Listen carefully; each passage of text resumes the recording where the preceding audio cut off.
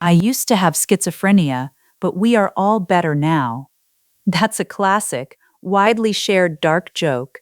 But strictly speaking, it gets it wrong from the very beginning. Medically speaking, schizophrenia patients never refer to themselves as we.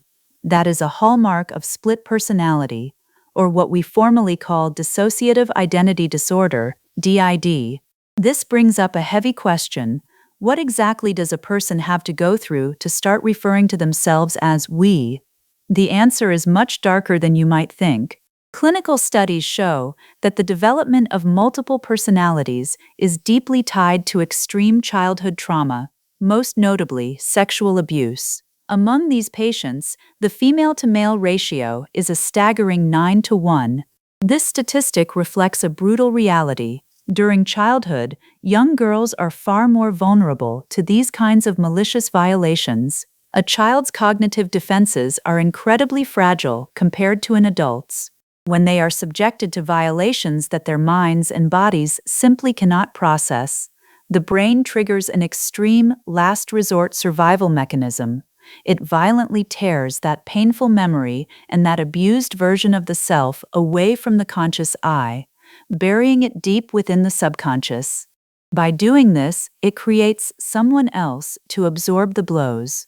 To put it simply, split personality is a desperate sanctuary a helpless child builds inside their own mind just to survive. But once that sanctuary is built, it rarely remains a home for just one person. Today, we continue our journey into this deep, crowded apartment of the soul. I'm your host. As we established, the roots of multiple personalities are inextricably linked to childhood trauma, particularly sexual abuse. The lopsided 9-to-1 female-to-male patient ratio bears this out, likely reflecting how much more frequently young girls are targeted for these horrific acts. A child's grasp of objective reality is incredibly fragile. When pushed past their breaking point, their immediate psychological defense is a desperate rejection of reality, a profound wish to either erase the event entirely or pretend it is happening to someone else. When this self-hypnosis reaches a level of total cognitive disruption, memory shatters. For a child enduring long-term severe trauma, this shattering is a survival necessity. The brain breaks off the traumatized part of the self, molding it into an entirely separate entity. In essence, dissociative identity disorder is the absolute extreme expression of the human mind trying to protect itself. When the core of a person is deeply wounded, their internal reaction usually splits into two opposing forces, submission and retaliation. Because of this, most documented cases of DID actually begin with these two foundational personas, creating a stark, dramatic contrast between good and evil. Let's look at a concrete medical case to understand how this plays out. Clinical archives document the case of a woman named Nancy. She hosted 3 distinct personalities. Beyond her primary persona, Nancy, there were 2 others, Katie and Lillian. The original Nancy was timid, chronically anxious, and deeply depressed, a fragile, highly dependent individual overwhelmed by life. Katie, on the other hand, was entirely unaware of Nancy or Lillian. She existed in a psychological dark place, and her temperament was rigid, stubborn, and highly volatile. Then there was Lillian, who was remarkably shrewd, charming, and worldly. Lillian knew everything about Nancy's life and maintained a loose awareness of Katie's chaotic behavior. Through hypnotherapy, clinicians successfully uncovered the exact triggers that fractured Nancy's mind. First, Katie split from Nancy when she was just 14 years old. That was the year Nancy witnessed her mother engaging in a deeply traumatic act of misconduct. In a flash of rage, Nancy had an intense urge to pick up a knife and kill her mother. In reality, it was just a psychological impulse. She never actually struck her mother, but within the isolated matrix of the Katie persona, Katie genuinely believed she had committed matricide. Lillian split off much later, during the birth of Nancy's second child. Nancy was nursing, hormonally vulnerable, and emotionally unstable when her parents informed her that they had spotted her husband kissing another woman on the street. The news threw Nancy into a homicidal rage. To process this dangerous, overwhelming criminal impulse, her mind fractured again, birthing Lillian to carry the weight of that fury. What this teaches us is that whenever a person faces severe emotional devastation and violent psychological conflict, the seeds of a split personality are planted, often without the individual having any conscious awareness of it happening. The subconscious deploys this fracturing as an automated defense mechanism to handle unendurable stress and psychological injury. At its core, multiple personalities serve as a psychological safe harbor for individuals who lack the tools to confront or process the violent storms raging in their own minds. When faced with deep emotional wounds, our default human instinct is to run. Choosing flight and active denial over direct confrontation feels infinitely easier in the short term. This refusal to face the pain offers immediate, superficial relief, but as we see in modern clinical practice, the long-term consequences are devastating. To treat Nancy, her psychologists utilized traditional hypnotherapy, an effective tool for opening direct lines of communication with isolated alters.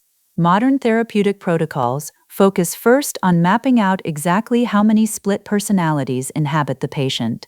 From there, the therapist guides closely aligned personas to merge and integrate, with the ultimate goal of reuniting the fractured mind into a singular, cohesive identity. It is crucial to understand that this process is not about killing off the alters to preserve the original host. In Nancy's case, successful integration meant that the timid, original Nancy the world knew ceased to exist.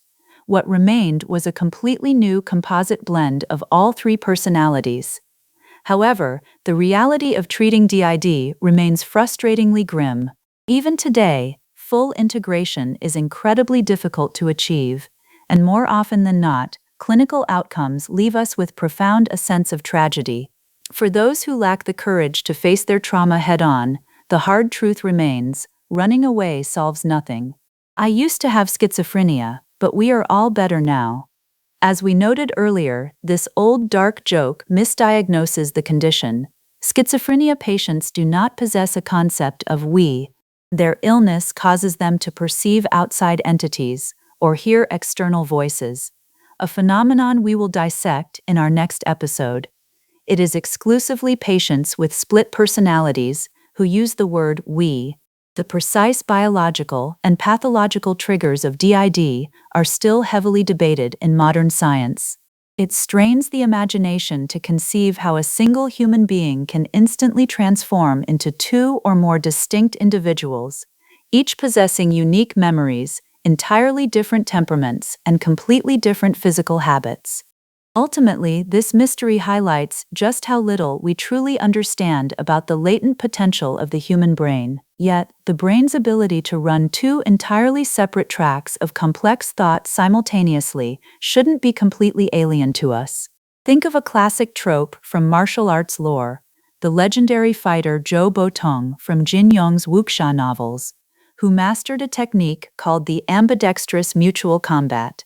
The prerequisite for this discipline was the ability to simultaneously draw a perfect square with your left hand while drawing a perfect circle with your right. If you look at DID through this lens, the underlying pathology becomes easier to conceptualize. The brain is simply utilizing distinct physical regions to independently run the thinking and memory tracks of different personas. We know that the right hemisphere of the brain controls the left side of our body and sensory inputs, while the left hemisphere dictates the movements and functions of our right hand and foot. Given that the vast majority of the global population is right-handed, the left brain usually takes the lead. Under normal circumstances, the brain functions as a unified whole.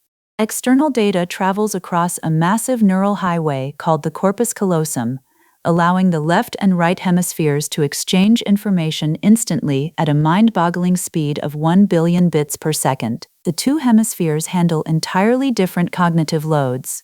The left brain is analytical. It is responsible for logical comprehension, sequential memory, time tracking, language production, critical judgment, categorization, analysis, writing, reasoning, and processing are 5 primary senses. Its processing style is linear, continuous, and analytical, making it our conscious brain, academic brain, or linguistic brain. Conversely, the right brain manages spatial imagery, intuitive leaps, emotional processing, physical coordination, visual perception, artistic appreciation, musical rhythm, imagination, and sudden bursts of insight. Its processing style is nonlinear, holistic, and intuitive. The pioneering American neuropsychologist Roger Sperry demonstrated that the right brain possesses vast visualization capabilities, driving strategic planning, creativity, and imagination. It handles unexplained phenomena like pure intuition, inspiration, and the construction of dreams, alongside ultra-high-speed processing functions used in mental math and rapid reading. The right brain acts like a polymath, brilliant at generating creative, multi-angled solutions to complex problems. In fact, many of our highest cognitive breakthroughs depend entirely on it. For this reason, the right hemisphere is often called the instinctive brain, the subconscious brain, or the artistic brain. Yet, because of this rigid division, science long assumed that self-awareness and logical thought were the exclusive domain of the left brain, believing the right hemisphere played no part in conscious identity. But does the human right brain truly lack the capacity for independent, conscious thought? To answer this question, Roger Sperry conducted a groundbreaking series of experiments that remain utterly mind-bending to this day. To understand his experiments, we first have to look at a severe neurological condition, epilepsy. It was the treatment of this specific disease that directly opened the door to splitting the human brain. During a severe epileptic grand mal seizure, a patient suddenly loses consciousness, collapses, and experiences violent, full-body muscular convulsions, often accompanied by tongue-biting, heavy salivation, and total loss of bladder control. Historically, these violent seizures caused immense suffering, and effective treatments were virtually non-existent because standard medications struggled to pinpoint the deep-seated brain regions where the electrical storms originated. As a master of neuroanatomy, Sperry possessed a deep understanding of brain architecture. To treat these severe, drug-resistant cases, he pioneered an incredibly daring surgical intervention with the consent of his patients. He decided to cut the brain in half. Specifically, he severed the corpus callosum, the primary bridge of neural fibers connecting the 2 hemispheres. By cutting this bridge, the chaotic electrical storm generated in one hemisphere could no longer flood across and overwhelm the other half. Sperry was literally splitting the human brain. Even with elite medical teams and the finest neurosurgeons of the era, the risks of this surgery were monumental. Yet, to everyone's amazement, the patients showed dramatic clinical improvement without suffering devastating deficits in their core personality or baseline intelligence. However, these individuals were fundamentally altered. With their hemispheres surgically disconnected, they could no longer communicate internally. They had effectively become split-brain patients, individuals carrying 2 entirely independent brains within a single skull. With the left and right hemispheres isolated, the burning question became, could these 2 halves independently host separate streams of consciousness and thought? Sperry launched into an exhaustive, meticulous study of these split-brain individuals, yielding astonishing results that still shock the medical world today. Consider these remarkable experiments. The motor commands test. Sperry commanded a split-brain patient to raise a hand or bend a knee. The right side of the patient's body immediately obeyed the verbal command, but the left side remained completely motionless, unresponsive to the directive. The blindfolded touch test. With the patient completely blindfolded, Sperry touched various spots on the left side of their body. When asked where they had been touched, the patient was utterly unable to name or describe the location. The composite photo test. Sperry took a composite photograph, splicing the left half of a young woman's face with the right half of a child's face. Using a specialized visual apparatus, he flashed the image so that the woman's half fell exclusively into the patient's left visual field, while the child's half fell into the right visual field. When asked to point to and verbally state what they saw, a bizarre conflict occurred. The patient's left hand pointed directly to the photo of the young woman, but their mouth confidently spoke the words, "I see a child." The left and right sides of the body were operating on completely different tracks, revealing two distinct lines of thought coexisting in a single person. The blind spot illusion. Sperry discovered that right-handed split-brain patients could only verbally report seeing flashes of light presented to their right visual field. If a beam of light was flashed strictly to their left visual field, the patient would flatly state, "I didn't see anything." However, when commanded to physically point to where the light had appeared, their left hand would point directly to the left flash. Even as they pointed right at it, their mouth insisted they saw nothing. The patient wasn't guessing. Their right brain had clearly seen the light and guided the hand, but the linguistic left brain was completely locked out of that information, leaving it to honestly report total blindness. The tactile identification test. Sperry placed familiar everyday objects into a blindfolded, right-handed patient's right hand. The patient could instantly and accurately name the object, but when the same object was placed in their left hand, the patient was completely unable to name it. Then came the twist. While still blindfolded, the patient was told to use their left hand to feel through a pile of random items and pull out the object they had just held. The left hand successfully picked out the correct item every single time. Yet the patient still couldn't verbally tell the doctor what the object actually was. The right brain retained perfect tactile memory, but it was entirely mute. The cross-modal vision and touch test. Sperry flashed an image exclusively to a right-handed patient's right brain. Just like the first experiment, the patient could not describe the image verbally and genuinely believed they hadn't seen a thing. But the moment they were told to use their left hand to blindly feel around and select the object corresponding to the image, they would inexplicably pull out the exact item. This proved a flawless, silent coordination between the right brain's vision and tactile control. The 3D drawing test. Sperry instructed a right-handed patient to copy a three-dimensional geometric drawing using each hand separately.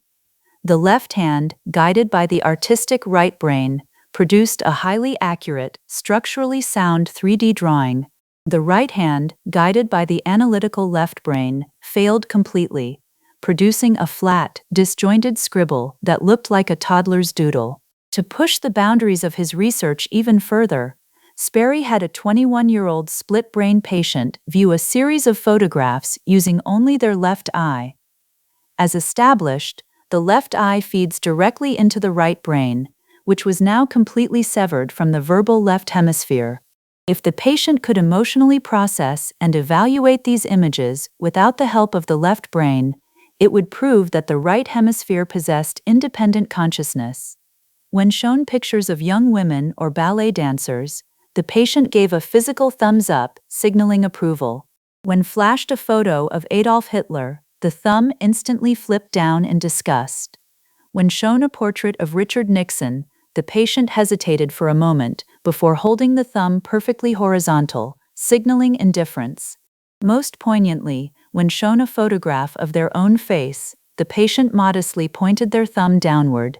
By proving that the two hemispheres of the brain possess fundamentally distinct cognitive functions and introducing the revolutionary concept of the dual brain, Roger Sperry was awarded the Nobel Prize in Physiology or Medicine in 1981.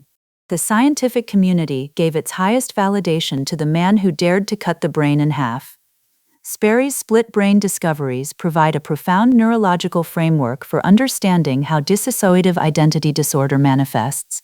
In reality, mild forms of this mental fracturing happen to healthy, average people every single day.